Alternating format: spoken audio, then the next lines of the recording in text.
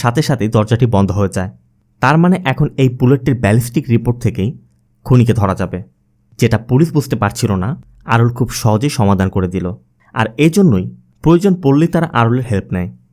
আবার এদিকে এক মহিলা তার মেয়েকে নিয়ে মন্দিরে এসেছিল। যাওয়ার সময় পূজারীর সাথে দেখা করে বলছিল, আমি আপনাকে একবেলা খাওয়াতে চাই, কাল যদি আমার বাড়িতে আসেন আমি খুব খুশি হব। আর তাদের কথা শুনে ভীমরাজ তাদেরকে বলে, দেখুন আমি এখানে নতুন, খুব বেশি মানুষকে জানিও না, খাওয়াবেনই যখন আমাকে খাওয়ান, আপনাদের পুণ্য হবে। মহিলা বলে, আপনাকে খাওয়ানো আমার সৌভাগ্য, আগামী অমাবস্যার দিন আমি আপনাকে আমার বাড়িতে খাওয়াবো, বলেই তারা চলে যায়। অন্যদিকে আরুলকে দেখা যায় ওই মার্ডার স্পট থেকে ফিরে তার ইউটিউব চ্যানেলের জন্য একটি ডকুমেন্টারি ভিডিও শ্যুট করছিল। ঠিক তখনই কেউ কল করে জানায় আরুলের ভাইয়ের মেয়ে রামায়া আত্মহনন করেছে। তাই শোনা মাত্রই আরুল তার ভাইয়ের বাড়িতে ছুটে যায়। আরুল গিয়েই দেখতে পায় রাধিকারা এখানে এসে ইনভেস্টিগেশন শুরু করেছে। নারী নির্যাতন রোধের সচেতনতামূলক একটি সভার আয়োজন করা হচ্ছে, আর এই সভাতে স্থানীয় রাজনীতিবিদ নাগরাজ প্রধান অতিথি হয়ে এসেছে। আর এদিকে ভীমরাজ নটরাজের ড্রাইভার সেলবার সাথে দেখা করে। ভীমরাজ সেলভাকে বলছিল, আপনাকে কতবার বললাম আমার একটা কাজের ব্যবস্থা করে দিন, 6 মাস যাবত আপনার পিছে ঘুরছি, নেতাজিকে বলে অন্তত একটা ব্যবস্থা করে দিন না।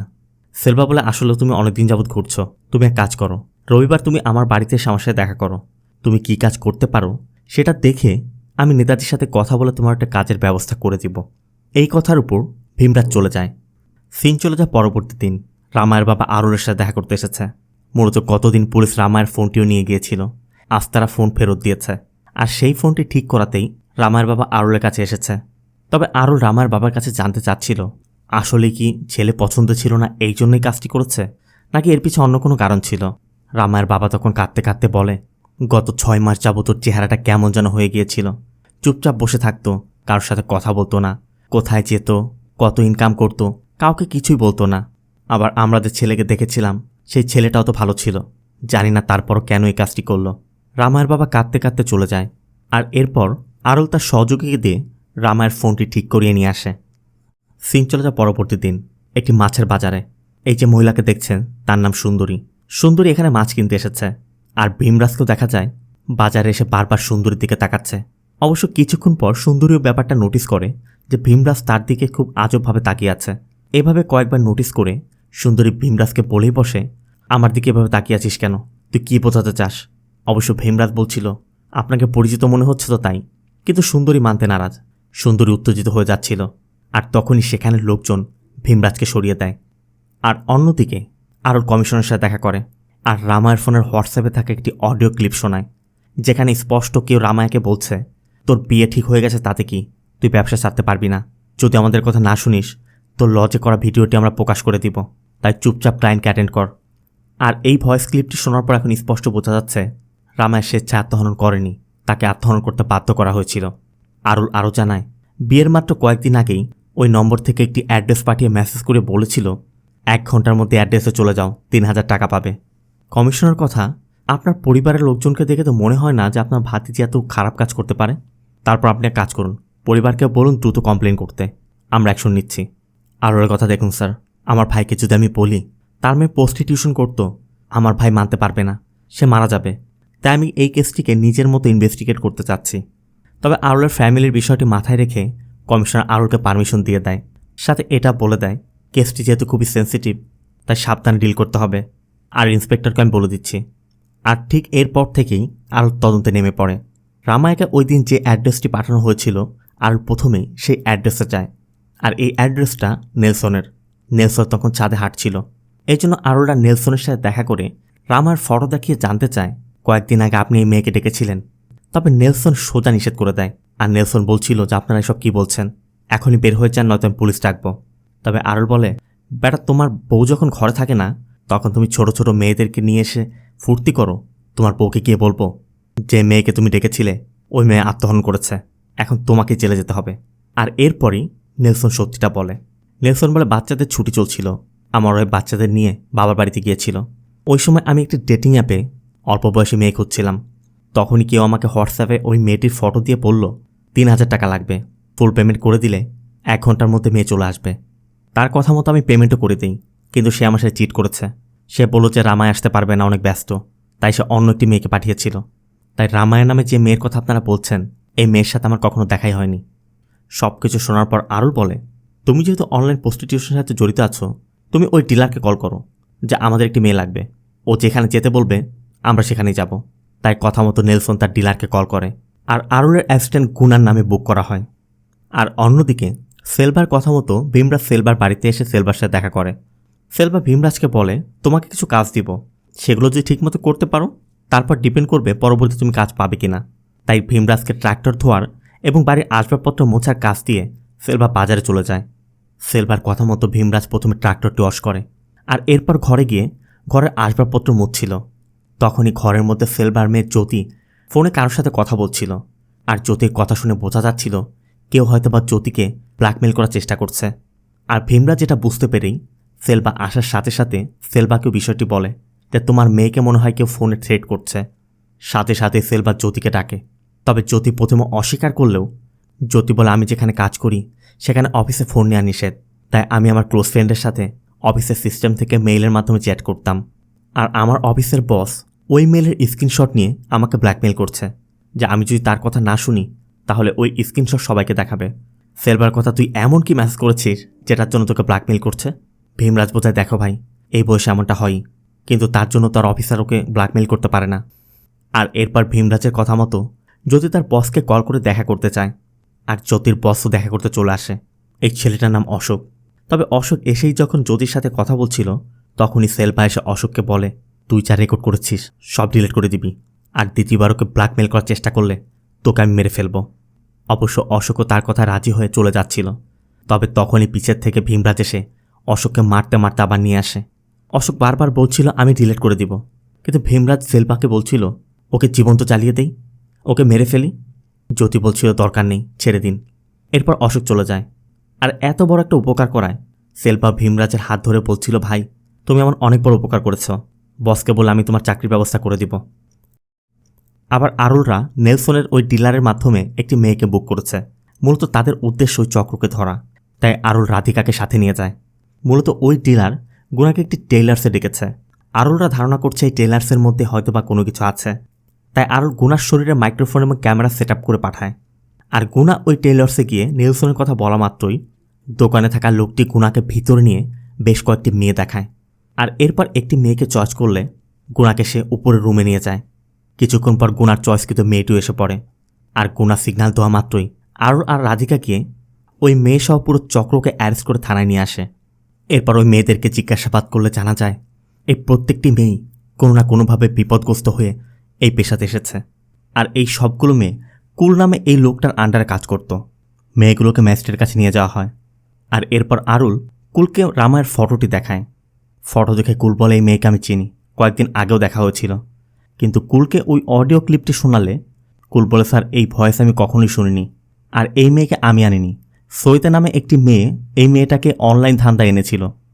এই এরিয়ার কারো যদি মেয়ের দরকার পড়ে তার যদি অ্যাপে বুক করে তাহলে প্রথমে আমার কাছে মেসেজ আসবে, আর আমি হোয়াটসঅ্যাপে কাস্টমারের সাথে ডিল করি, আর সৈতা যে সকল কাস্টমার আমার কাছে পাঠায় মাস শেষে ওর কমিশন ও নিয়ে যায়। তবে সৈতার কথা শুনে আর সৈতার সাথে দেখা করতে চায়। কুল বলে, এমনিতে হবে না, আপনি অ্যাপে সৈতাকে বুক করুন, আমার কাছে মেসেজ চলে আসবে, তখন আমি মিটিং ফিক্স করে দিব। অন্যদিকে ভীমরাজকে দেখা যায় সুন্দরীর বাড়ির সামনে দাঁড়িয়ে আছে, আর সুন্দরী বাড়িতে এসে ভীমরাজকে দেখা মাত্রই বলছিল, তুই আমার বাড়ি পর্যন্ত পৌঁছে গেছিস, তোর এত সাহস? ভীমরাজ বলে, আসলে এর আগে কোনো মেয়ের সাথে কথা বলিনি তো, আমি সোজা কথায় আসছি। মূলত সুন্দরী লেডিস হোস্টেলের ওয়ার্ডেন, আর সুন্দরী তার কাজের আড়ালে মেয়েদেরকে দিয়ে ধান্দাও করায়, আর এই জন্যই ভীমরাজ সুন্দরীর কাছে একটি মেয়ের ডিমান্ড করছে। সুন্দরীর কথা তোকে জুতো দিয়ে মারব, এই বুড়ো বয়সে তুই অল্প বয়সী মেয়ে খুঁজতে এসেছিস? ভীমরাজ বলে, রাগ করছো কেন? যা টাকা চাও তাই পাবে, তুমি শুধু একটি মেয়ের সাথে আমার সেট করে দাও। তবে সুন্দরী সোজা বলে দেয়, তোকে যেন আমি আর আমার বাড়ির আশেপাশে কখনো না দেখি। এরপর ভীমরাজ চলে যায়। অন্যদিকে রাধিকা আরুলের সাথে দেখা করে জানায় রাধিকার ওই মেয়েগুলোকে অ্যারেস্ট করায় রাধিকাকে ট্রান্সফার করে দেওয়া হয়েছে। তাই রাধিকা আরুলকে বলে, আমাদের ডিপার্টমেন্টের উচ্চ পর্যায়ের লোকেদের সাথে ওদের যোগসূত্র আছে, এটা অনেক বড় একটা চক্র, তাই আমি আর আপনাকে হেল্প করতে পারবো না, এরপর থেকে আপনাকে সাবধানে থাকতে হবে। আরুলও বুঝতে পারছে সে সাধারণ কারোর সাথে ডিল করছে না, কারণ এমনটা তারাও চিন্তা করেনি। অন্যদিকে ভীমরাজ মন্দিরে বসে বলছিল, আমি তো আমার ছোট্ট জীবনটাতে খুব ভালো কাটাচ্ছিলাম, কেন আমাকে এই ঝামেলার মধ্যে এনে ফেলে দিলেন? দুনিয়াতে মানুষ খারাপ কাজ করে অনায়াসে ঘুরে বেড়াচ্ছে, আর ওই সব খারাপ ব্যক্তিদের খুঁজে খুঁজে মারার জন্য আমাকে কেন পেরেশান করছেন? আমার হাতে সময় বেশি নেই। ওই পাপীদেরকে মেরে আমার গ্রামে ফিরে যেতে হবে। আমার বৃদ্ধ বাবার সেবা করতে হবে। আর এরপরে সেদিনের ওই মহিলা তার মেয়েকে নিয়ে এসে ভীমরাজুকে বলে, কাল তো অমাবস্যা, আমি আপনার জন্য খাবার রেডি করব। আপনি সময় মতো আমার বাড়িতে চলে আসবেন। সিং চলে যায় রাতে। আর ওর কুলকে সাথে নিয়ে সৈতার কাছে এসেছে। এদিকে সৈতা একটি আইটেম সঙ্গের শ্যুটে ছিল। তাই শ্যুট শেষ করে সৈতা বলছিল, আজ আমার তো সম্ভব না, অন্যদিন এসো। কিন্তু কুল বলে, স্যার তোমাকে কিছু প্রশ্ন করবে, তুমি উত্তর দিয়ে দাও, চলে যাবে। আরুল বলে, দেখো সৈতা, রামায়া কেন মারা গেছে সেটা তুমি ভালো করে জানো, কিন্তু ও কীভাবে এই ধান্দা এসেছে সেটা আমি জানি না। তুমি আমাকে বলো কীভাবে এখানে এলো। সৈতা বলে, রামায়াকে আমি 1 বছর যাবৎ জানি। রামায়া এই ধান্দা সম্পর্কে খুব বেশি কিছু জানতো না। রামায়া কলেজের পাশে একদিন প্রজেক্টের জন্য একটি জেরক্স দোকানে গিয়েছিল, আর সেখানে কাজ করা একটি ছেলের সাথে রামার পরিচয় হয়। ধীরে ধীরে দুজন সম্পর্কে জড়িয়ে পড়ে। রামায়া এতটাই ভালোবেসে ফেলেছিল, রামা ওই ছেলেটার জন্য সব কিছু করতে পারত। কিন্তু ছেলেটা তো শুধুমাত্র রামায়াকে ব্যবহার করছিল। ওই ছেলেটার নাম ছিল মাধা। মাধা প্রথমে রামায়ের থেকে তার নিউড ফটো নেয়। এরপর মাধা একদিন রামায়াকে বলছিল, এভাবে কতদিন মানুষের দোকানে কাজ করব, এখন তো নিজের একটা দোকান নিতে হবে, কিন্তু আমার কাছে তো এত টাকা নেই। মাধা রামায়ের কাছে টাকা চাচ্ছিল। তো রামায়া বলে, কি বলছো তুমি, আমি এত টাকা কোথায় পাবো? তখন মাধা রামায়াকে বলে, তুমি কিছু মনে না করলে আমার কাছে একটি উপায় আছে। মাত্র 1 মাসে আমরা 2-3 লাখ টাকা ইনকাম করতে পারি। ওই দিন ভিডিও কলে তুমি যেভাবে নিউড হয়েছিলে সেভাবে যদি হও। রামায়া বলছিল, তুমি এসব কি বলছো? মাধা বলছিল, দেখো, মুখে মাস্ক লাগালে কেউ চিনতে পারবে না। রামায়া গ্রামের মেয়ে ছিল।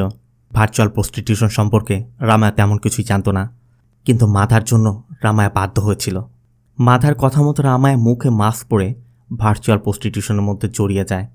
আর মাধা যখন দেখছিল এভাবে রামায়াকে দিয়ে সে অনেক টাকা ইনকাম করতে পারছে, তখন সে রামায়াকে ভার্চুয়াল প্রস্টিটিউশন থেকে অনলাইন প্রস্টিটিউশনে জড়িয়ে ফেলে। সৈতা বলে, আমাদের কাছে যে সকল লোক আসে তারা হয় রাজনৈতিক দলের নেতা, না হলে অনেক বড় লোক হবে। আর এই ধরনের লোকেরা যখন আমাদের কাছে আসে, কুলের মতো প্রকাররা গোপনে তাদের ভিডিও করে রাখে, আর পরবর্তীতে তাদের ব্ল্যাকমেইল করে তাদের থেকে অনেক টাকা আদায় করে। তেমনটা ওরা রামায়ের সাথে করেছিল। ওরা রামায়ের ভিডিও ধারণ করে রেখেছিল, কিন্তু রামায়া যখন এগুলো ছেড়ে বিয়ে করতে চাচ্ছিল, তখন ওরা রামায়াকে ওই ভিডিও দেখিয়ে ব্ল্যাকমেইল করতে শুরু করে। রামায়া অনেকভাবে বোঝানোর চেষ্টা করছিল যে আমাকে ছেড়ে দিন, আমাকে নিজের মতো বাঁচতে দিন, কিন্তু তারা কিছুতেই মানছিল না। তারা কোনোভাবেই রামায়াকে এই বিজনেস থেকে ছাড়বে না। আর রামায়ও তার সামনে আর কোনো রাস্তা না পেয়ে আত্মহননের পথ বেছে নিয়েছিল। সৈয়দা বলে, রামায়া বলেছিল ওকে কেউ ব্ল্যাকমেইল করছে, কিন্তু এই বিজনেসে কুলের মতো অনেক প্রকার আছে। এক্স্যাক্টলি কে দিচ্ছিল আমি সেটা জানতাম না। এই জন্য আরও সৈয়দাকে ওই ভয়েস ক্লিপটিও শোনায়। আর ওই ক্লিপটি শোনা মাত্রই সৈয়দা বলে, স্যার, এটা তো সালেমের সবথেকে বড় প্রকার। এর নাম গুরু ভাই। আমি কখনো নিজের চোখে দেখিনি, সবসময় ফোনে কথা হচ্ছে, কিন্তু কে এই গুরু ভাই কেউ তা জানে না। তবে একটা রাস্তা আছে, যেই ব্রোকাররাই কাস্টমার দিক না কেন কুলের থেকে মাস শেষে একটা কমিশনের অ্যামাউন্ট নিয়ে যায়। এই মাসেরটা নেয়নি, তাই নিশ্চয়ই কেউ একজন সেই অ্যামাউন্ট নিতে আসবে। সেখান থেকে হয়তোবা এই চক্রের শিকড়ে পৌঁছানো যাবে। অন্যদিকে ভীমরাজ ওই মহিলার কথা মতো তাদের বাড়িতে খেতে এসেছে। আর এ হচ্ছে ওই মহিলার স্বামী মানি। মানি একজন সিকিউরিটি গার্ডের চাকরি করে। মানি বাড়িতে এসে ভীমরাজকে খাওয়াতে দেখেই উল্টোপাল্টা কথা বলছিল, কিন্তু বউ আর মেয়ের জন্য বেশি কিছু বলতেও পারছে না। তবে মানি ভীমরাজের কাছে জানতে চাচ্ছিল, তোমার বাড়ি কোথায়? ভীমরাজ বলে, কাটালোরের ত্যাগ ভ্যালি। আর ত্যাগে ভ্যালি শোনার সাথে সাথেই মানির গলাটা শুকিয়ে যায়। মানি জানতে চায়, তাহলে এখানে কেন এসেছ? ভীমরাজ বলে, তোমার ভাগ্য আমাকে এখানে টেনে এনেছে। ভীমরাজের খাওয়া শেষ হয়ে গেছে। ভীমরাজ মানির স্ত্রী এবং মেয়েকে রান্নাঘরের মধ্যে আটকে রাখে। এরপর মানিকে ইচ্ছা মতো পেটায়। মারতে মারতে মানির মাথা ফেটে মানি সেখানে মারা যায়। আর এরপরই ভীমরাজ মানির গলার চেনটি খুলে নিয়ে চলে যায়। অন্যদিকে ওই ব্রোকাররা কুলের থেকে আজ টাকা কালেক্ট করার কথা, তাই আরুলরা ওই লোকের অপেক্ষায় বসে আছে। আর ওই ব্রোকারের পক্ষ থেকে একজন লোক এসে কুলের থেকে টাকা নিয়ে যায়। আর আরুলরা ওই লোকটাকে ফলো করতে করতে একটি কনসালটেন্সি এজেন্সিতে চলে যায়, যেখানে শিক্ষিত বা অশিক্ষিত নারীদেরকে চাকরি দেওয়ার কথা বলে নিয়ে আসা হয়। তবে এই অফিসের আড়ালে কি করা হচ্ছে সেটা জানতে হলে আগে অফিসে ঢুকতে হবে। এই জন্য আরুলরা চালাকি করে এই অফিসের ইন্টারনেটের লাইনটি কেটে দেয়। আর এরপর ইন্টারনেট সার্ভিস প্রোভাইডারের টেকনিশিয়ান সেজে এই অফিসের মধ্যে প্রবেশ করে। এমনকি অফিসের মধ্যে ঢুকে সার্ভার চেক করার নামে অফিসের একটি কম্পিউটার চেক করে দেখে সেখানে শুধু রামায়া না, রামায়া সহ আরও অগণিত মেয়েদের নিউড ভিডিও এখানে রাখা আছে। তাই এগুলো দেখা মাত্রই আরুল ওই কম্পিউটার থেকে হার্ড ডিস্ক বের করে নিচ্ছিল। আর ঠিক তখনই গুরুভাই সহ তার লোকজন এসে আরুলকে ধরে ফেলে। আর এরপর আরুলের সাথে তাদের বেশ কিছুক্ষণ ফাইটও হয়। এরপর সবগুলোকে মেরে আরুল ইন্সপেক্টর রাধিকাকে কল করে হার্ড ডিস্ক নিয়ে চলে যায়। অন্যদিকে ভীমরাজ আজ সুন্দরীর হোস্টেলে চলে এসেছে। আর ভীমরাজকে দেখা মাত্র সুন্দরী বলছিল, তোর এত সাহস, দাঁড়া আমি এখনই পুলিশকে জানাচ্ছি। তবে সুন্দরী যখন পুলিশকে ফোন করতে যাচ্ছিল, ভীমরাজ বলে, দেখ তুই কে কোত্থেকে এসেছিস, কি করিস সবই আমি জানি। তুই যে হোস্টেলের এই চাকরির আড়ালে মেয়েদের দিয়ে ধান্দা করাস, সব আমি পুলিশকে বলে দিব। ভীমরাজ পকেট থেকে 20,000 টাকা বের করে সুন্দরীকে দিয়ে বলে, খামোখা ঝামেলা করিস না, আমি শুধু আমার ইচ্ছা পূরণ করতে চাই। এখানে 20,000 টাকা আছে, তুই শুধু আমার ইচ্ছা পূরণ করে দে। এই জন্য সুন্দরী বলে, ঠিক আছে, কাল সকাল 10টার সময় আমার বাড়িতে চলে আসবি। আর সুন্দরীর কথা মতো পরবর্তী দিন সকাল 10টা হতেই ভীমরাজ সুন্দরীর বাড়িতে চলে আসে। সুন্দরী তার হোস্টেল থেকে প্রিয়া নামে একটি মেয়েকেও এনে রেখেছিল। তাই ভীমরাজ আসার পর সুন্দরী ভীমরাজ আর প্রিয়াকে একটি রুমে রেখে বাইরে গিয়ে অপেক্ষা করছিল। তবে এর ঠিক কয়েক মিনিট পরই প্রিয়া কাঁদতে কাঁদতে বাইরে আসে। সুন্দরী জানতে চাচ্ছিল কি হয়েছে। প্রিয়া বলে, ম্যাডাম আমার পক্ষে সম্ভব না, এই বুড়ো লোকটা যে সকল ডিমান্ড করছে আমার পক্ষে সেটা সম্ভব না। এই জন্য সুন্দরী ভীমরাজের কাছে যায়। ভীমরাজ বলছিল, দেখো আমি তো টাকা দিচ্ছি, তা আমি যা বলছি সেটা করতে বলো। সুন্দরী বলে, নাও করবে না, তুমি এখন যাও, পরে এসো। ভীমরাজ তখন এদিক ওদিক তাকিয়ে বলে, আমি যাব না, এখন আমার তোমাকে হলেও চলবে। সুন্দরীও ফেসে গেছে, তাই সুন্দরী প্রিয়াকে বাইরে পাঠিয়ে দেয়। আর এর ঠিক কিছু সময় পর ভীমরাজ বাইরে এসে প্রিয়াকে বলে, তুমি চলে যাও। প্রিয়া বলছিল, ম্যাডাম। ভীমরাজ বলে, ওর বিষয় আমি দেখব, আর দয়া করে ভবিষ্যতে এরকম খারাপ মানুষের আশেপাশে এসো না। আর প্রিয়া চলে যাওয়া মাত্রই ভীমরাজ একটি ছুরি নিয়ে ঘরের মধ্যে যায়। আর আমরা দেখতে পাই ভীমরাজ সুন্দরীকে উল্টো করে ঝুলিয়ে রেখেছে। উল্টো অবস্থায় সুন্দরী কাঁদতে কাঁদতে বলছিল, তুমি কে, কি চাও, আমাকে কেন এভাবে রেখেছ? তুমি যা চাও তাই দিব, তুমি যতদিন চাও আমাকে ব্যবহার করতে পারবে, দয়া করে আমাকে মেরো না। ভীমরাজ বলে, আরে ভালো মেয়েরা ইজ্জতের জন্য তাদের জীবন দিয়ে দেয়, আর তুই এখন এই কথা বলছিস? তোর মতো মানুষের তো বেঁচে থাকার অধিকার নেই। এই বলে ভীমরাজ সুন্দরীর গলা কেটে সুন্দরীকে মেরে ফেলে। অন্যদিকে ওই এজেন্সির সবাইকে অ্যারেস্ট করার পর কমিশনার আরুলকে ডাকে এবং আরুলের কাছে ওই হার্ড ডিস্কের ব্যাপারে জানতে চায়। কমিশনারের কথা, কোনো এভিডেন্স ছাড়া তো আমরা মামলা দিতে পারছি না। কিন্তু আরুলের কথা, ওখানে শুধু রামায়ণা, ওখানে আরও 700 মেয়ের ভিডিও আছে। ওদের মধ্যে 3 জনের নামে কেস করা হয়েছে, বাকিদের নামে দেয়া হয়নি। আপনি সবার নামে কেস করুন, তখনই আমি হার্ড ডিস্ক দিব, তার আগে আমি হার্ড ডিস্ক দিচ্ছি না। এই জন্য কমিশনার বলে, তাহলে তুমি তোমার ভাইয়ের কাছে যাও, তোমার ভাইকে বলো থানায় গিয়ে কমপ্লেন করতে। সে যদি কমপ্লেন করে তখন আমি অ্যাকশন নিব। এই জন্য আরও তার ভাইয়ের সাথে দেখা করে এবং তার ভাইকেও পুরো বিষয়টা খুলে বলে যে আসলে রামায়ের সাথে কি কি হয়েছিল আর রামায়া কেনই বা মারা গেছে। আর এই সব কিছু জানার পর একটা বাবা মায়ের মানসিক অবস্থা কি হতে পারে সেটা ধারণার বাইরে। আরও তার ভাই এবং ভাবিকে এটাও বলে, এটা শুধু আমাদের রামায়ের সাথে নয়, আরও অনেক মেয়ের সাথেই হচ্ছে। তাই ভবিষ্যতের জন্য এমন কোনো ঘটনা না হয়, তারা যেন আর কোনো মেয়েকে তাদের ফাঁদে ফেলতে না পারে, তা আমাদের ব্যবস্থা নিতে হবে। আরও তার ভাইকে থানায় কমপ্লেন করতে বলছিল। তার ভাইও রাজি হয়ে যায়, কিন্তু আউলের ভাবি কিছুতেই কমপ্লেন করতে চাচ্ছে না। আউলের ভাবির কথা, আমার মেয়েটা মারা গেছে, কী কারণে মারা গেছে কেউই জানে না। এখন সবাই যদি জানে ও বেশ্যাবৃত্তি করে মারা গেছে, তাহলে আমরা সমাজে মুখ দেখাতে পারবো না। আর আমার আরও একটা মেয়ে আছে, আমার তার কথা ভাবতে হবে। এই জন্য আরুলের ভাই এবং ভাবি কিছুতেই কমপ্লেন করতে চাচ্ছে না, তাই আরুলেরও বাধ্য হয়ে ফিরে আসতে হয়।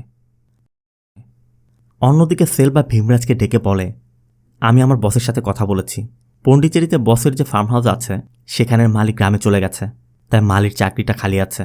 বসের সাথে আমার কথা হয়েছে, তুই পন্ডিচেরিতে গিয়ে মালির কাজ কর। আবার এত সব তথ্য প্রমাণ পাওয়ার পরও আরুল ওই চক্রের বিরুদ্ধে কোনো অ্যাকশন নিতে পারছে না, সত্যিটা মানুষের সামনে আনতে পারছে না, কারণ কাউকে না কাউকে তো প্রতিবাদ করতে হবে। আরও তো তার ভাই আর ভাবিকে রাজি করাতে পারল না। তাই আরুল এখন ভাবছে, ওই চক্রের শিকার হয়েছে এমন কাউকে যদি সে পেত আর সে যদি রুখে দাঁড়াতো, তাহলে হয়তো বা সব সত্যটা সামনে আনতে পারত। এর জন্য আরুল রিসার্চ শুরু করে, মানে এমন ঘটনা কারোর সাথে ঘটেছে কিনা সেটা খুঁজতে শুরু করে। কাউকে না কাউকে তো নিশ্চয়ই পাওয়া যাবে যে তার মেয়েকে হারিয়ে ন্যায়ের জন্য লড়াই করছে। আর এইভাবে খুঁজতে খুঁজতেই কাটালোরের ত্যাগ ভ্যালির একটি কেসের তথ্য পাওয়া যায়। আর তথ্য পাওয়া মাত্রই আরুল কাটালোরের উদ্দেশ্যে বেরিয়ে যায়। অন্যদিকে ভীমরাজকেও দেখা যায় পন্ডিচেরির উদ্দেশ্যে যাচ্ছে, আর তারা একই বাসে করে যাত্রা করছে। আর এরপর ভীমরাজ পন্ডিচেরিতে নেমে নটরাজের ফার্ম হাউসে চলে যায়, আর আরুল চলে যায় কাটালোরের ত্যাগ ভ্যালিতে। এই গ্রামে আরুলের গণেশ নামে পরিচিত একটি ছেলে আছে, তাই আরুল গ্রামে আসা মাত্রই গণেশের কাছে ভীমরাজের কেসের বিষয়টি জানতে চায়। গণেশ বলে, ওই ঘটনার পর অনেকদিন যাবত ওনাকে দেখিনি, তবে গ্রামে ওনার বাবা রাজগোপাল আছে, আপনি তার সাথে কথা বলে বাকিটা জানতে পারবেন। আরুল ভীমরাজের বাড়িতে গিয়ে ভীমরাজের বাবা রাজগোপালের সাথে দেখা করে। আরুল রাজগোপালের কাছে ভীমরাজের কথা জানতে চাইলে রাজগোপাল জানায়, আমার নাতনি দিব্যা মারা যাওয়ার পর ও ন্যায় পেতে পুলিশের পিছে পিছে অনেক ঘুরেছে, কিন্তু ন্যায় না পেয়ে একদিন মন্দিরে যাওয়ার কথা বলে বাড়ি থেকে বেরিয়ে হয়েছে। 7 মাস হয়ে গেল, ও আর ফিরেনি। 2 সপ্তাহ পরে আমার নাতনির মৃত্যুবার্ষিকী, জানি না আসবে কিনা। এরপর আরও রাজগোপালের কাছে জানতে চায় আসলে দিব্যার সাথে কি ঘটেছিল। রাজগোপাল বলে, তুমি মিলিটারি লোক, তোমাকে বললে হয়তো বা আমার নাতনি ন্যায় পেতে পারে। এরপর রাজগোপাল বলতে শুরু করে, ভীমরাজ ছিল একজন নাট্যকার, গ্রামে গ্রামে ঘুরে নাটক করে বেড়াতো। একমাত্র মেয়েকে ছোট রেখেই ভীমরাজের স্ত্রী মারা গিয়েছিল, তাই ভীমরাজই তার মেয়ে দিব্যাকে বড় করেছে। আর দিব্যা ছিল এই পরিবারের একমাত্র ব্যক্তি যে ডিগ্রি লাভ করেছিল। আর দিব্যার যেদিন রেজাল্ট দিচ্ছিল সেদিন তো আশপাশের 10 বাড়ির মানুষ এসে দিব্যাদের বাড়িতে বসেছিল। আর দিব্যার রেজাল্ট পাবলিশ হলে দিব্যা যখন পাশ করে যায়, ভীমরাজ সবাইকে মিষ্টি খাওয়ায়। এমনকি এই খুশিতে ভীমরাজ ওই দিনই দিব্যাকে একটি চেইন গিফট করেছিল। তারা সবাই মিলে অনেক আনন্দের দিন কাটাচ্ছিল। কিন্তু মেয়েটা বড় হয়ে গেছে, তাই ভীমরাজ মেয়ের বিয়ের জন্য পাত্র দেখতে শুরু করে দেয়। কিন্তু পাত্র দেখার কথা শুনে দিব্যা একটু রেগে যায়, কারণ দিব্যা এখন বিয়ে করতে চাচ্ছে না, দিব্যা আরও পড়াশোনা করতে চাচ্ছে। আর সেই জন্য দিব্যা চেন্নাই, পন্ডিচেরি, পেরাম্বুলের 3টি কলেজে আবেদনও করেছে। দিব্যা বলছিল মাত্র 2 বছর। এই জন্য ভীমরাজ বলে, ঠিক আছে, তবে চেন্নাই বা পন্ডিচেরি না, তুমি পেরাম্বুলারে ভর্তি হয়ে যাও। তবে সেখানে যেহেতু ইন্টারভিউ দিতে হয় না, এই জন্য ফিস দিয়ে দিব্যা পেরাম্বুলারে ভর্তি হয়ে যায়। রাজগোপাল বলে, এরপর দিব্যা পেরাম্বুলারে হোস্টেলে উঠেছিল। প্রতি শুক্রবার রাত 9টার মধ্যে বাড়িতে চলে আসতো, আর প্রতি রবিবার সকালেই এখান থেকে চলে যেত। রাজগোপাল বলে, 1.5 বছর ভালোভাবে কেটে গিয়েছিল, কিন্তু এরপরই একদিন সিন চলে যায় ফ্ল্যাশব্যাকে। দিব্যা সেদিন বাড়িতে ছিল। দিব্যার বাবা সবাইকে নিয়ে মঞ্চনাটকের রিহার্সেল করছে। ঠিক তখনই কাঁথির নামে একটি ছেলে আসে। দিব্যা তার বাবার সাথে পরিচয় করিয়ে দিয়ে বলে, ও আমার সাথে পড়াশোনা করে। অবশ্য ভীমরাজ, রাজগোপাল সবাই বিষয়টা বুঝতে পারছে। কিছুক্ষণ পর কাঁথির চলেও যায়। আর এরপর ভীমরাজ বলছিল, তুমি বয়ফ্রেন্ড নিয়ে এসেছো? আমি তোমাকে ওখানে পড়াশোনা করতে পাঠিয়েছি। দিব্যা বলে, দেখো বাবা, ও আমাকে বলেছে আমাকে পছন্দ করে, আমাকে বিয়ে করতে চায়, কিন্তু আমি বলেছি তুমি যদি ওকে পছন্দ করো তবে আমি বিয়েটা করব। এই জন্য ওকে আমি ডেকেছিলাম। দিব্যার কথায় খুশি হয়ে ভীমরাজও বলছিল, তুমি আগে পরীক্ষাটা দাও, আমি নিজে ওর বাড়িতে গিয়ে ওর বাবা মায়ের সাথে কথা বলবো। রাজগোপাল বলে, আমরা ভেবেছিলাম ওর পরীক্ষা দেওয়ার পর আমরা ওর বিয়ের কথা বলবো, কিন্তু পরীক্ষার 2 মাস আগেই হঠাৎ এক রাতে ও কাঁদতে কাঁদতে বাড়ি ফিরে। ওই রাতে ভীমরাজ পাশের গ্রামে একটি নাটকে ছিল। রাজগোপাল সাথে সাথে ভীমরাজকে কল করে দ্রুত বাড়িতে আসতে বলে। আর ভীমরাজের দিব্যার কথা শোনা মাত্রই দ্রুত বাড়িতে চলে আসে। বাবাকে দেখা মাত্রই দিব্যা কাঁদতে কাঁদতে বলছিল, বাবা, আমি অনেক বড় ভুল করে ফেলেছি বাবা, আমাকে ক্ষমা করে দাও বাবা। কিন্তু ভীমরাজ বলছিল, তুই শান্ত হ, কি হয়েছে আমাকে খুলে বল। দিব্যা বলতে সাহস পাচ্ছিল না, কিন্তু ভীমরাজ বলে, বল আমাকে, আমি তোকে কিচ্ছু বলবো না। এরপর দিব্যা কাঁদতে কাঁদতে বলতে থাকে, গত রাতে ছিল দিব্যার জন্মদিন। আর কাঁথির কিছু না বলেই দিব্যাকে সারপ্রাইজ দিতে দিব্যার হোস্টেলে চলে যায়। দিব্যা বলছিল, তুমি ঢুকলে কিভাবে, ওয়াচম্যান দেখেনি? কাঁথির বলে, ওকে ঘুষ দিয়ে এসেছি। এরপর কাঁথির দিব্যার জন্য আনা কেকটি কাটে। দিব্যা বলছিল, এখন চলে যাও, কেউ দেখে ফেলতে পারে। কিন্তু কাঁথিরের কথা এত দূর এত কষ্ট করে এসেছি, স্পেশাল কিছু তো দিবে। কিন্তু দিব্যা কনফিউজড। তখন কাঁথির দিব্যাকে একটু পাশে নিয়ে যায়, আর দিব্যা কিছু বুঝে ওঠার আগেই দিব্যাকে কিস করে বসে। আর মানি এই পুরো দৃশ্যটা তার মোবাইল ফোনে ধারণ করে রেখেছিল। তবে ওই সময় মানি দিব্যাকে কিছু জানায়নি। পরবর্তীতে দিব্যা যখন হোস্টেল থেকে বের হবে, তখনই মানি দিব্যাকে একটি চিঠির কথা বলে তার রুমে নিয়ে যায়। আর দিব্যাকে ওই ভিডিওটি দেখিয়ে বলে, তোমার বাবা তোমাকে পড়াশোনা করতে এখানে পাঠিয়েছে, আর তুমি এইসব করে বেড়াচ্ছ, আমি তোমার বাবাকে এই ভিডিও দেখিয়ে দিব। কিন্তু দিব্যা অনুরোধ করছিল এমনটা করবেন না। মানি বলে, ঠিক আছে, তোমার গলার চেনটি খুলে আমাকে দিয়ে দাও, তাহলে আমি কাউকে কিছু বলবো না। তাই মানির কথা মতো দিব্যা ওই রাতে মানিকে ওই চেনটি খুলে দিয়েছিল। আর এই চেনটাই মানিকে খুনের পর ভীমরাজ নিয়ে এসেছে। আর ওই হোস্টেলের ওয়ার্ডেন ছিল সুন্দরী। মানি সুন্দরীকে সব কিছু বলে দেয়। সুন্দরী ওই রাতেই দিব্যাকে ডাকে। প্রথমে সুন্দরী দিব্যার কাছে মানির সাথে ঘটা ঘটনার কথা জিজ্ঞেস করছিল, কিন্তু দিব্যা সব কিছু অস্বীকার করছে। সুন্দরী বলে, ঠিক আছে, তোমার যেহেতু কোনো সমস্যাই নেই, তাহলে তার কথা বলার কোনো প্রয়োজনই নেই। আর এরপরই ওই প্রফেসর চক্রবর্তী প্রবেশ করে, মানে যেই প্রফেসরকে ভীমরাজ মুভির প্রথমে খুন করেছিল। সুন্দরী প্রফেসরকে দেখে দিব্যাকে বলছিল, স্যার আমাদের কাছেরই লোক, স্যার তোমার সাথে কিছুক্ষণ গল্প করবে। বলে সুন্দরী দিব্যাকে রুমের মধ্যে রেখে বাইরে থেকে দরজা লাগিয়ে দেয়।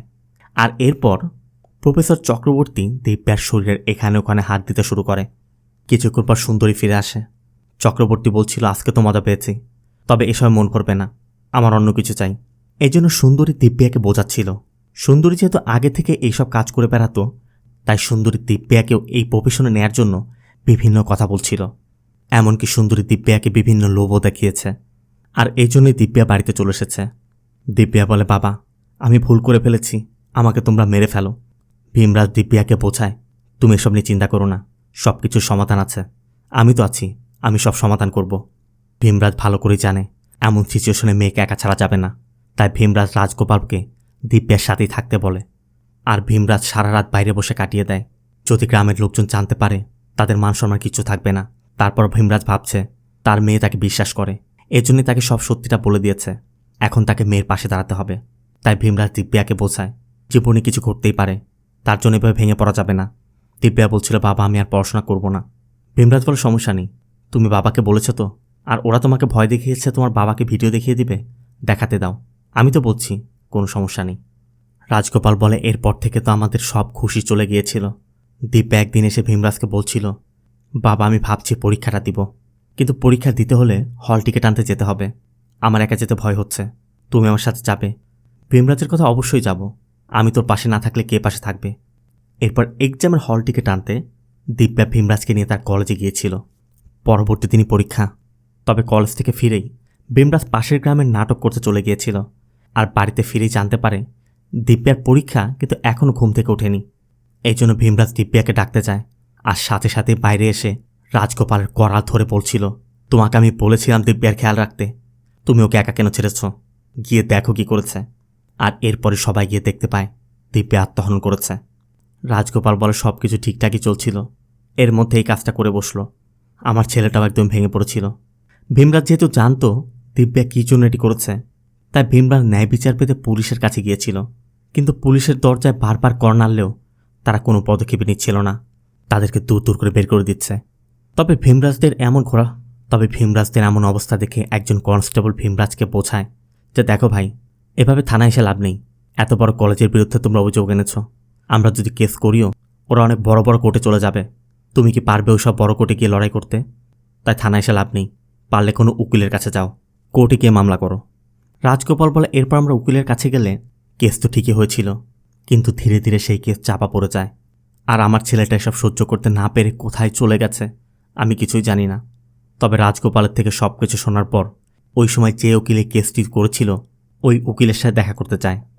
আর উকিল জানে কেসটা যেহেতু কলেজের সাথে সম্পর্কিত ছিল, তাই উপর লেভেলের চাপে কেসটা বন্ধ করতে হয়েছে। আর কলেজ কর্তৃপক্ষের চাপে কোনো মিডিয়াও কোনো নিউজ করছিল না, এজন্য ওই তিনজনকে তখন অ্যারেস্ট করা যায়নি। তবে লয়ার এটাও বলে, এখন আমরা চাইলেও তাদেরকে অ্যারেস্ট করতে পারবো না, কারণ ওই তিনজনকেই কে খুব ভয়ানকভাবে খুন করেছে। তবে কে খুন করেছে তা আমি জানি না। তবে এই বিষয়ে বাকি তথ্য জানতে পরবর্তী দিন তারা থানায় যায়। আর এসআইও তাদেরকে ওই খুনের বিষয় জানায়। প্রথমে চক্রবর্তী। এসআই বলে, প্রফেসর চক্রবর্তী কলেজের মেয়েদেরকে জঙ্গলে নিয়ে যেত, সেখানে একটা পাগল এসে চক্রবর্তীকে মেরে ফেলেছে।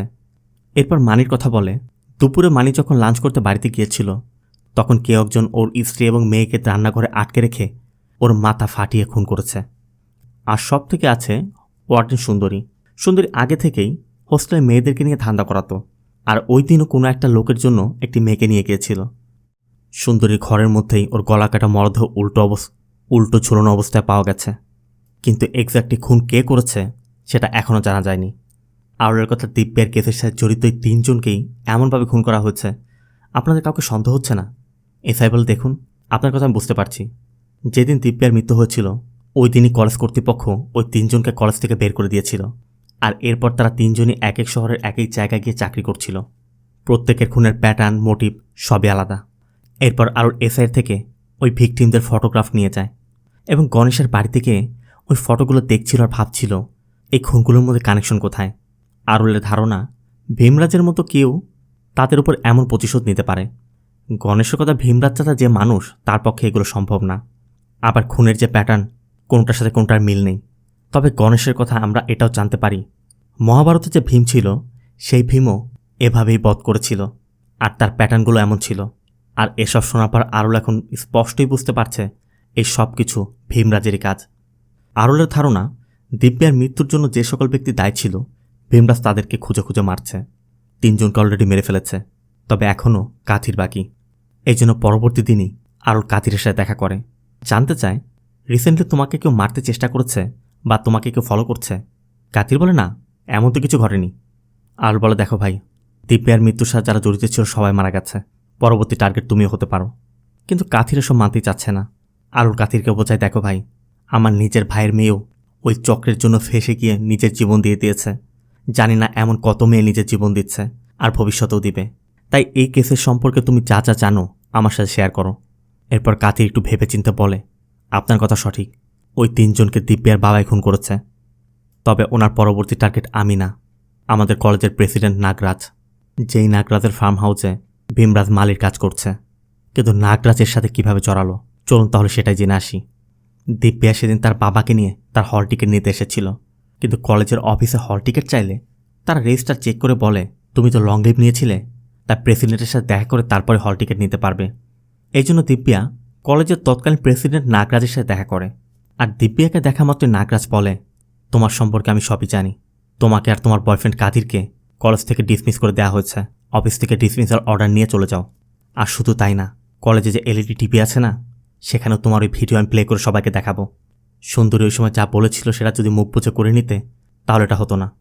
কিন্তু দিব্যা অনুরোধ করছিল, স্যার এমনটা করবেন না, ডিসমিসাল করতে হয় করে দিন, আমাদের ভিডিও দেখাবেন না স্যার। আর নাগরাজ দিব্যার এই সিচুয়েশনটাই ব্যবহার করে।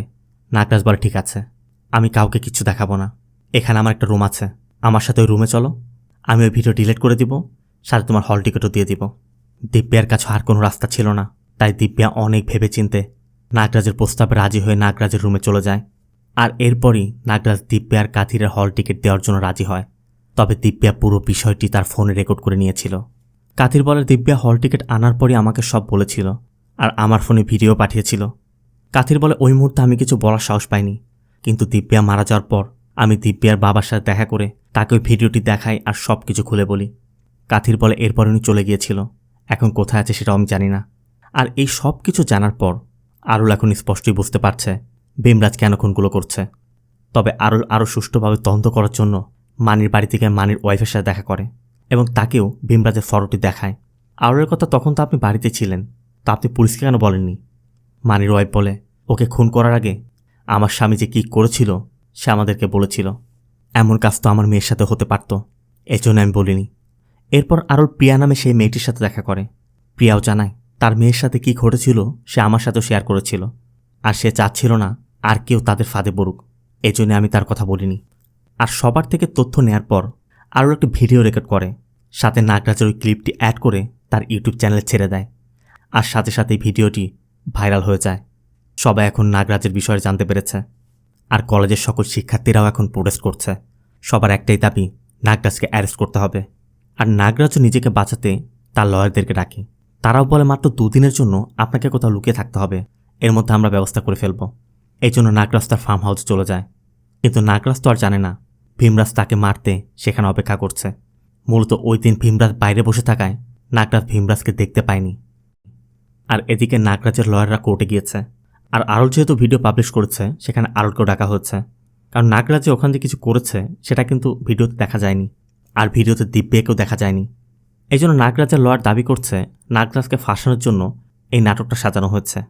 কিন্তু আরুলের কথা, যে মেয়েটা ভিডিও করেছে সে মারা গেছে, আর পুলিশ স্টেশনে এর এফআইআরও দাখিল করা আছে। তবে এই সব তথ্য প্রমাণ জমা দিতে আরুল কিছু সময় চেয়ে নেয়। আর যতদিন পর্যন্ত নাগরাজের বিরুদ্ধে এই সকল অভিযোগের তথ্য প্রমাণ না মিলছে ততদিন পর্যন্ত নাগরাজকেও এই সব থেকে মুক্তি দেওয়া হয়। আর এজন্য নাগরাজ আজ রাতে তার ফার্ম হাউস থেকে যাওয়ার প্ল্যান করছে। আর এটা জানার পর ভীমরাজ নাগরাজের লোকদৌড়কে মেরে ভীমরাজকে মারতে যায়। কিন্তু নাগরাজ ভীমরাজকে এখনও চিনতে পারছে না। নাগরাজ বলছিল, দেখ ভাই, আমার যা সম্পত্তি আছে সব তুই নিয়ে নে, সামনের মাসে আমার মেয়ের বিয়ে, আমাকে মারিস না। ভীমরাজের কথা, তুই এখন আমাকে চিনতে পারিসনি? 1 বছর আগে আমার মেয়েকে নিয়ে তোর কলেজে গিয়েছিলাম, আর এত সহজেই তোমাকে আমি ছেড়ে দিব? তোমার মেয়ে, আমার মেয়ে না? অন্যের মেয়ের ইজ্জত লুট করে বেঁচে থেকে নিজের মেয়ের বিয়ে দিতে চাচ্ছ? ভীমরাজ নাগরাজকে ইচ্ছা মতো কোপায়, সাথে নাগরাজের কান নিয়ে যতগুলো গুলি ছিল সবগুলো নাগরাজের পেটে ঢুকিয়ে দেয়। আর এরপরই ভীমরাজ বাড়িতে ফিরে আসে। আজ দিব্যার মৃত্যুবার্ষিকী, তাই ভীমরাজকে পেয়ে রাজগোপালও খুব খুশি। ভিতরে মৃত্যুবার্ষিকীর সব আয়োজন করা হয়েছে। তবে ভীমরাজ ভিতরে গিয়েই দিব্যার ফটোর সামনে দিব্যার সেই চেনটি রাখে। আর চেনটি দেখা মাত্রই রাজগোপালও স্পষ্ট বুঝতে পারছে ভীমরাজ কোথায় গিয়েছিল। দিব্যার মৃত্যুর জন্য যারা দায়ী ছিল ভীমরাজ তাদেরকে মেরে দিব্যার মৃত্যুর প্রতিশোধ নিয়েছে। এদিকে আরলও ভীমরাজের সাথে দেখা করতে এসেছে। আরল ভীমরাজকে বলছিল, স্যার আপনার সম্পর্কে অনেক শুনেছি, তাই দেখা করতে ইচ্ছা হলো। ভীমরাজের কথা, আমি তো গ্রামের সাধারণ মানুষ, নাচ গান করে জীবন কাটাই, আমি আর এমন কি মানুষ। আরল তখন রামায়ের কথা বলে যে আমার ভাই ভাবি প্রতিবাদ করতে চায়নি, আর আপনার সাথে এত কিছু হওয়ার পরও আপনি সব কিছুর মোকাবেলা করেছেন। প্রশাসন বা আইন যখন আপনাকে ন্যায় দিতে পারেনি, তখন আপনি এত বড় সিদ্ধান্ত নিয়েছেন। তবে আরুলের মুখে সব কিছু শোনার পর ভীমরাজ একটু চিন্তায় পড়ে যাচ্ছিল। তবে আরুল এটা বলে, স্যার চিন্তা করবেন না, আমি আপনার সম্পর্কে সবই জানি, কিন্তু আপনার বিরুদ্ধে সাক্ষী দেওয়ার মতো একজন সাক্ষীও নেই। ভীমরাজের কথা উপরওয়ালা যেটা চাইবে সেটা তো হবেই, তবে সমাজের জন্য আপনি কিছু করতে পারবেন? আরুল জানতে চায় কী চান। ভীমরাজ তখন পাশের বাচ্চাদেরকে দেখিয়ে বলে, এই যে বাচ্চাদের হাতে মোবাইল দেখছেন, নতুন টেকনোলজির কথা বলে সমস্যা তৈরি করছে, কিন্তু পরবর্তীতে এদের কি ক্ষতির মুখে পড়তে হবে সে সম্পর্কে তাদের কোনো ধারণাই নেই। দিন দিন এরা এই টেকনোলজির ফাঁদে পড়ে যাচ্ছে। সমাজের জন্য, এদের ভবিষ্যতের জন্য এদের পরিবারকে বোঝাতে হবে। তাই ভীমরাজের অনুরোধে আরও তার ইউটিউব চ্যানেলে একটি সচেতনতামূলক ভিডিও পোস্ট করে। তবে এটাই কিন্তু বাস্তব, আমরা যত টেকনোলজির হেল্প নিচ্ছি, টেকনোলজি ততই আমাদেরকে গিলে খাচ্ছে। আগে চোরেরা মানুষের ঘর থেকে চুরি করত, পকেট মেরে চুরি করত, এখন সেভাবে করতে হয় না। এখন অনলাইনের ফাঁদে ফেলেই আপনার থেকে সব লুট করে নিয়ে যেতে পারে। এই জন্য দেখবেন এখন চুরি হয় না, ডাকাতি হয় না, অনলাইন স্ক্যাম হয়। আমি বলছি না টেকনোলজি ব্যবহার করবেন না, অবশ্যই করবেন, তবে জেনে বুঝে। আগে টেকনোলজি সম্পর্কে জানুন, শিখুন, তারপর ইউজ করুন। যে বাচ্চারা এখনও টেকনোলজির টও বোঝে না, তাদের হাতে টেকনোলজি তুলে দিবেন না, তাহলে তার ভবিষ্যৎটা নষ্ট হয়ে যাবে। আপনি হয়তোবা আজ আপনার বাচ্চাকে কার্টুন দেখার জন্য, গেমস খেলার জন্য ফোনটি দিয়ে দিচ্ছেন, কিন্তু আপনার বাচ্চা ওই ফোন দিয়ে কী করছে, তার সামনে কি কি আসছে, কি কি দেখছে, আপনি কি সেটা ফলো আপ করছেন? যদি না করে থাকেন, আজ থেকেই করুন, কারণ আপনার বাচ্চার ভবিষ্যতের জন্য আপনিই দায়ী থাকবেন। মুভিটা আপনার কেমন লাগলো অবশ্যই কমেন্টে জানাবেন। আর ভিডিওটি ভালো লাগলে ভিডিওতে লাইক দিয়ে চ্যানেলটিকে সাবস্ক্রাইব করতে একদমই ভুল করবেন না। দেখা হবে অন্য কোনো মুভি বা সিরিজের এক্সপ্লেনেশন ভিডিওতে। ততক্ষণ সব ভালো থাকবেন, সুস্থ থাকবেন। আল্লাহ হাফেজ।